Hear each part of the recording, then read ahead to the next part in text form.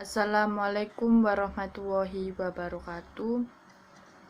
Saya Fristade Amanda, perwakilan dari kelompok 11 akan mempresentasikan tentang bagaimana pandangan Islam tentang zakat dan pajak. Sebelum memulai presentasi, langkah baiknya kita membaca doa surat Fatihah dan 3 surat Qul. A'udzu billahi minasyaitonir rajim. Bismillahirrahmanirrahim. Alhamdulillahi rabbil alamin. Ar-Rahmanir-Rahim. Maliki yaumiddin. Iyyaka na'budu wa iyyaka nasta'in. Ihdinas syiratal mustaqim. Siratal ladzina an'amta 'alaihim ghairil maghdubi 'alaihim waladdallin. Amin. Bismillahirrahmanirrahim. Qul huwallahu ahad. Allahus samad. Lam yalid wa lam yulad wa lam yakul lahu kufuwan ahad. Bismillahirrahmanirrahim. Qul a'udzu birabbin falaq. Min syarri ma khalaq. Wa min syarri ghasidin idza waqab. Wa min syarri nafasati fil 'uqad. Wa min syarri hasidin idza hasad. Bismillahirrahmanirrahim. Qul a'udzu birabbin nas, malikin nas, ilahin nas, min syarril waswasil khannas, alladzi yuwaswisu fi sudurin nas, minal jinnati wan nas. Shadaqallahul adzim. Selanjutnya kita akan melanjutkan presentasi bagaimana pandangan Islam tentang zakat dan pajak. Definisi zakat adalah zakat menurut etimologi adalah suci, tumbuh, berkembang, dan berkah. Menurut terminologi adalah sebagian kadar atau harta tertentu yang memenuhi syarat dalam rentang waktu 1 tahun yang diberikan kepada yang berhak menerimanya dengan syarat tertentu. Apabila seseorang mengeluarkan zakat, berarti dia telah membersihkan diri, jiwa, dan hartanya. Bagaimana telah ditentukan bahwa zakat salah satu pemasukan sumber keuangan negara atau negara Islam. Berbeda dengan di Indonesia, pada umumnya anggota masyarakat langsung menyerahkan zakatnya kepada yang berhak atau mustahik. Walaupun sudah berjalan penyerahan zakat kepada basis atau badan amal zakat, infak, dan sedekah dan sejenisnya. Urgensi zakat. Zakat merupakan pilar ketiga Islam, sebagaimana dijelaskan sebuah hadis Nabi Muhammad SAW, yang artinya Islam dibangun atas 5 rukun, yaitu syahadat bahwa tiada Tuhan selain Allah dan Nabi Muhammad SAW adalah utusannya, mendirikan sholat, membayar zakat, puasa Ramadan, dan menunaikan ibadah haji ke Baitullah bagi orang-orang yang mampu. Kelima rukun Islam itu sama kedudukannya antara satu dengan yang lain dan dengan mudah dapat dipahami karena semuanya bernilai ritual dan ibadah madah kepada Allah yang harus diterima secara tak budi, kecuali zakat yang agak sukar untuk dipahami dan diyakini karena ia menyangkut materi yang paling disayangi. Secara teoritis, sulitnya memahami dan mengamalkan kewajiban zakat dapat dipahami karena ia merupakan suatu yang bertentangan dengan naluri manusia yang pada umumnya sangat mencintai harta benda. Justru itu pula Al-Quran memberi sebutan harta itu dengan mal, yang berarti cenderung karena manusia sangat cenderung kepadanya. Tujuan zakat dapat dipahami dan diyakini apabila di dalam jiwa seseorang telah tumbuh beberapa nilai seperti keimanan, kemanusiaan, keadilan. Oleh karena itu Al-Quran menggunakan kata sedekah sebagai padanan dari kata zakat tersebut, karena makna sedekah itu sendiri merupakan manifestasi atas pengakuan dan pembenaran yang melahirkan keyakinan, sehingga timbul kesadaran untuk memberikan sebagian dari harta yang disayangi dalam bentuk zakat. Hal itu dipandang logis dan wajar, bahkan merupakan keharusan. Landasan kewajiban membayar zakat.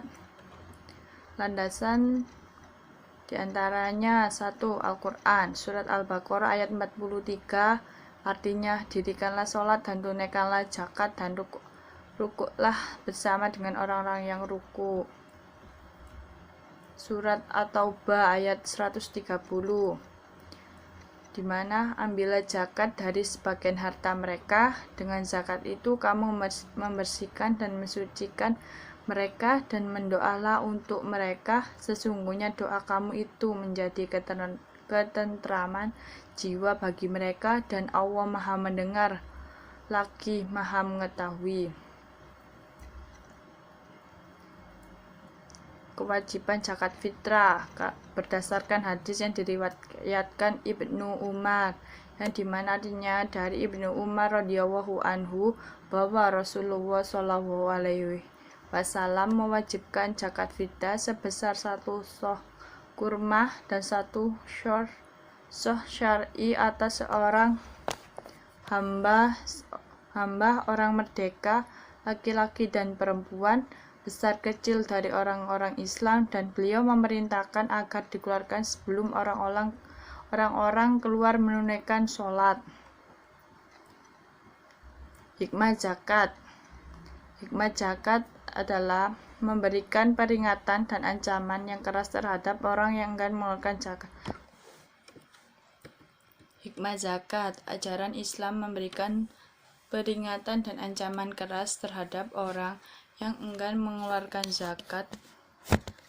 Kewajiban menunaikan zakat demikian tegas dan mutlak oleh karena di dalamnya terkandung hikmah dan manfaat yang besar dan mulia, baik yang berkaitan dengan muzaki, mustahik harta yang dikeluarkan, maupun bagi masyarakat secara keseluruh. Di antara hikmah adalah sebagai berikut. 1. Sebagai perwujudan keimanan kepada Allah SWT. 2. Menolong, membantu, dan membina para mustahik, terutama fakir miskin, ke arah kehidupan yang lebih baik dan sejahtera, sehingga mereka dapat memenuhi kebutuhan hidupnya dengan layak. 3. Pemerataan pendapatan masyarakat, sehingga mengurangi kesenjangan antara orang lain yang mempunyai limpahan harta dengan orang yang kekurangan harta. Definisi pajak. Dalam istilah bahasa Arab, pajak dikenal dengan nama ad-dhariba atau bisa juga disebut al-maks, yang artinya pungutan yang ditarik dari rakyat oleh penarik pajak. Menurut Imam Al-Ghazali dan Imam Al-Juwaini, pajak ialah apa yang diwajibkan oleh penguasa atau pemerintah muslim kepada orang-orang kaya yang dengan menarik dari mereka apa yang dipandang dapat mencukupi kebutuhan negara dan masyarakat secara umum, ketika tidak ada kas di dalam Baitul Mal.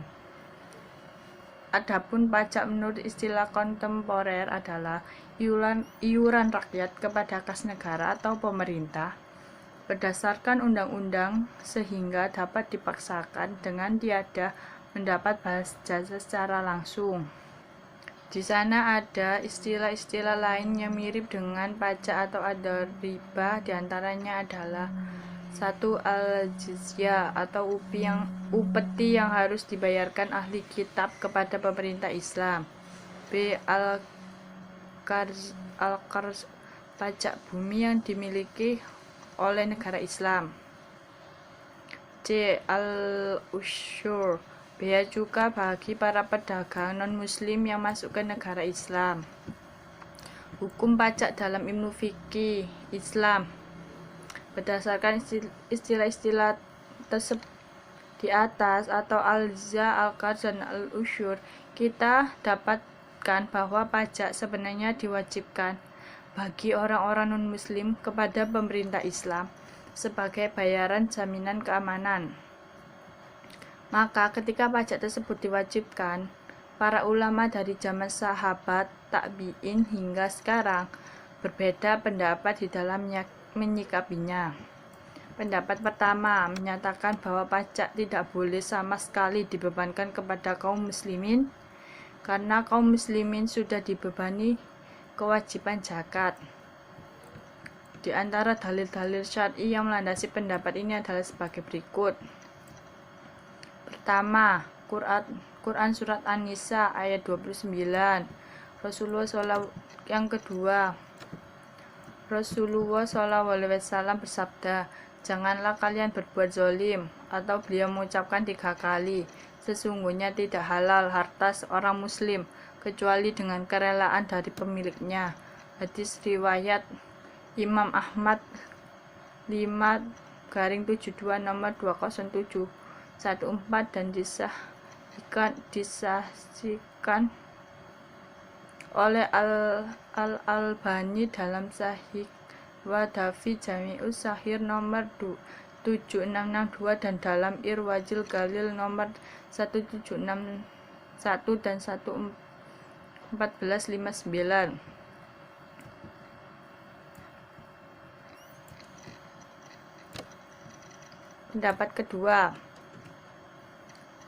Pendapat kedua menyatakan bahwa pajak boleh diambil dari kaum muslimin jika memang negara sangat membutuhkan dana, dan untuk menerapkan kebijaksanaan ini pun harus terpenuhi dulu beberapa syarat.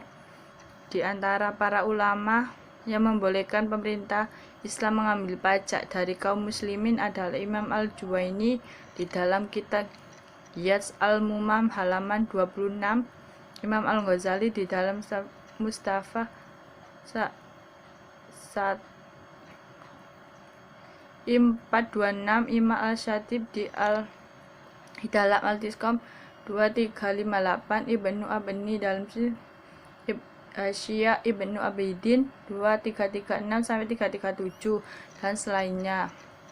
Di antara dalil-dalil syar'i yang melandasi pendapat tersebut adalah firman Allah Ta'ala dalam surat Al-Baqarah ayat 117, hadis-hadis sahih mengenai hak tamu atas tuan rumah, perintah menghormati tamu menunjukkan wajib karena perintah itu dikaitkan dengan iman kepada Allah dan hari kiamat, dan setelah 3 hari dianggap sebagai sedekah.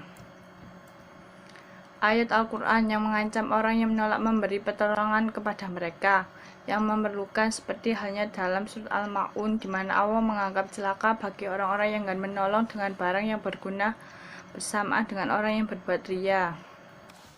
Sekian presentasi yang dapat saya sampaikan.